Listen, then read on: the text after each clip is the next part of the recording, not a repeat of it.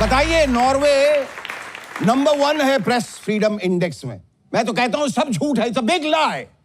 क्योंकि हमारे यहां मीडिया को जितना फ्रीडम है, जितनी आजादी है, उतना दुनिया में कहीं नहीं। क्या कहा? नहीं है? क्या बात कर रहे हैं आप? हमारा मीडिया जब चाहे, जो चाहे, जैसी चाहे वैसी खबर कभी भी चला सकता है। तो बताइए, फ्रीडम यहां है कि नॉर्वे में? हमारा मीडिया जिंदा एक्टर्स को मार सकता है, युद्ध के समय पड़ोसी मुल्क के सीनियर लीडर को गिरफ्तार करवा सकता है, उसके बड़े शहरों पे कब्जा कर सकता है, सरकार के साथ कंधे से कंधा मिलाकर, छोड़िए, जबान से जबान मिलाकर चल सकता है। कितनी आजादी है यहां पर कि जो खबर है ही नहीं उसे भी खबर बना सकते हैं, और जो खबर है उसे कब्र में दफना सकते हैं। इतनी आजादी और कहां है भाई साहब? कोई बताएगा? Can anyone tell me? National testing agency के एक टॉप ऑफिशियल ने जांच समिति के सामने बयान दिया है कि नीट का पेपर लीक नहीं हुआ, बस उसके सवाल लीक हुए।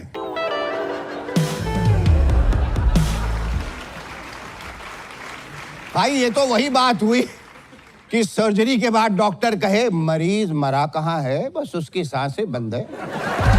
या फिर अमेरिका बोले हमने ईरान पे हमला कहां किया है, बस 2-4 हजार बॉम्ब्स ही तो गिराए हैं। या फिर सरकार कहे रुपया कहां गिरा, ये तो कमबख्त डॉलर बढ़ गया। आजकल टीवी देखिए तो समझ में नहीं आता कि इंटरनेशनल न्यूज देख रहे हैं या फिर सास बहू का कोई नेवर एंडिंग सीरियल देख रहे हैं। खासकर ये अमेरिका और ईरान का महायुद्ध। सोचिए, इस सीरियल की बड़ी सास कौन है? अमेरिका। और ये कैसी सास है जिसे घर यानी दुनिया के हर कोने में नाक घुसेड़ने की आदत। बहू किचन में क्या पका रही है, तेल कितना इस्तेमाल हो रहा है, मतलब ईरान ईरानी पुलाव बना रहा है या फिर परमाणु बम। सास अमेरिका को हर बात से दिक्कत। उधर ईरान के सुप्रीम लीडर उस आइडियल बहू की तरह हैं जो कमरे के अंदर बैठकर कुंडी लगा लेती है और चिल्लाती है, मैं यूरेनियम भी बनाऊंगी और रील्स भी, जो करना है कर लो।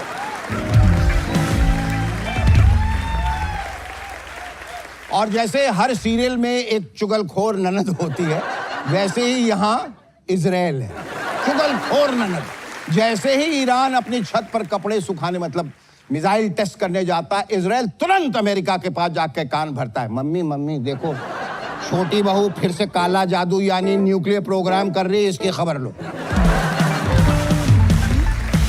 रूस इस सीरियल का वो शातिर पड़ोसी है जो अपनी खुद की लड़ाई यानी यूक्रेन वॉर में फंसा है, लेकिन फिर भी बहू ईरान को फोन करके कहता है, बेटी हिम्मत मत हारना, सास अमेरिका की अलमारी की चाबी कहां छिपी है उसकी लोकेशन मैंने तुम्हें व्हाट्सएप कर दी। रूस खुद तो लड़ने नहीं आता, पर बहू के हाथ में बेलन यानी इंटेलिजेंस और ड्रोन जरूर थमा देता है ताकि सास का सिर फूटता रहे।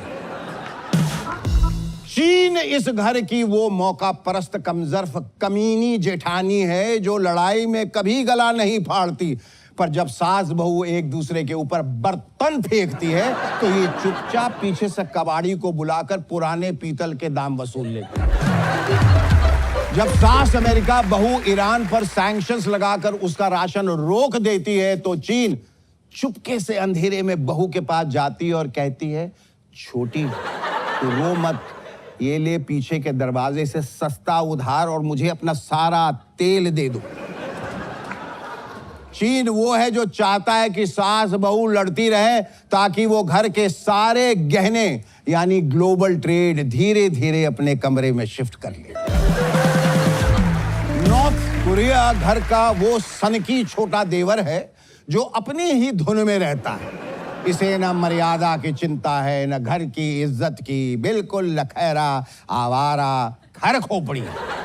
जब भी कोई इसे तमीज सिखाने आता है यह फौरन अपनी छत पे खड़ा होकर बड़े बड़े सुतली बम यानी मिसाइल दिखाने लगता है। घर में सब इससे डरते हैं क्योंकि सबको पता है कि ये लड़का साइको है।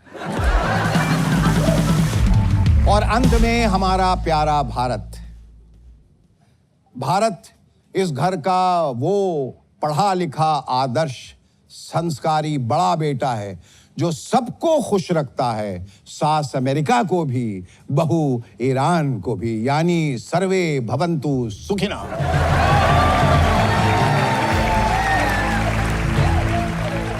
Our guest on Shaker tonight is a brooding actor, one of a kind, someone who is distinctly different from the herd, straight from the city of Nawabs. Ladies and gentlemen, please welcome Ali Fazal!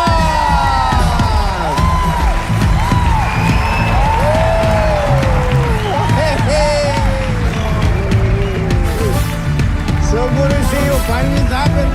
The voice is back. It's true. I'm so happy. And I'm going to do this again. We do it all night.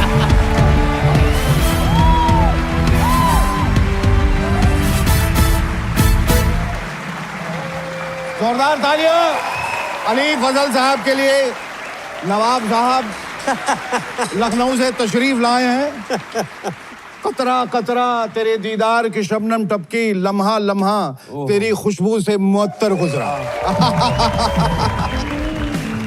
अब इससे भी कुछ हासिल नहीं होगा, पूरा माहौल जो है वो इत्रमय होना चाहिए, क्योंकि अली फजल साहब यहाँ तशरीफ लाए हैं और ये कहना चाहता हूं कि जला दो हर चराग की बज़्म में फजल लाया है, रूह की खुशबू लिए एक गजल लाया है